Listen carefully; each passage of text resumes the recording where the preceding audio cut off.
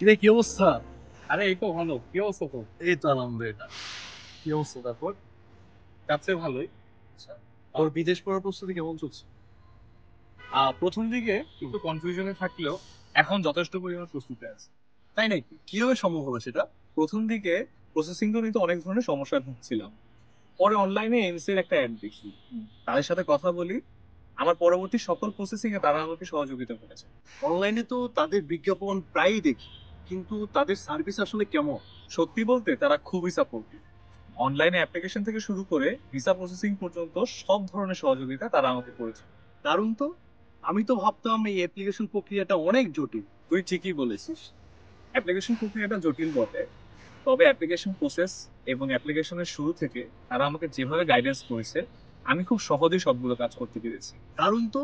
কিন্তু এত কিছু করতে টাকা তো মনে হয় অনেক লেগেছে। 1 টাকাও লাগেনি। ভিসার আগে এবং ভিসার পরে তারা কোনো ধরনের সার্ভিস ফি নিয়ে থাকে না। তাহলে আমিও কি অ্যাপ্লিকেশন করতে পারবো? কেন পারবে? আগামী 13ই মে হোটেল সেরিনাতে এইমস ইন্টারন্যাশনাল স্টাডি ফেয়ার 2025 অনুষ্ঠিত হচ্ছে। সেখানে সব ইউনিভার্সিটি ডেলিগেটসরা থাকবে, সাথে থাকবে তাদের এক্সপার্ট কাউন্সিলররা। আচ্ছা, তো তুই চল না আমার সাথে। ঠিক আছে, আমি তাহলে অবশ্যই যাব। তাহলে দেখা হচ্ছে আগামী 13ই মে। হোটেল সেরেনাতে। আরেকটা কথা, ভিডিও ডেসক্রিপশনে থাকা লিংকে রেজিস্ট্রেশন করতে কিন্তু ভুলবেন না।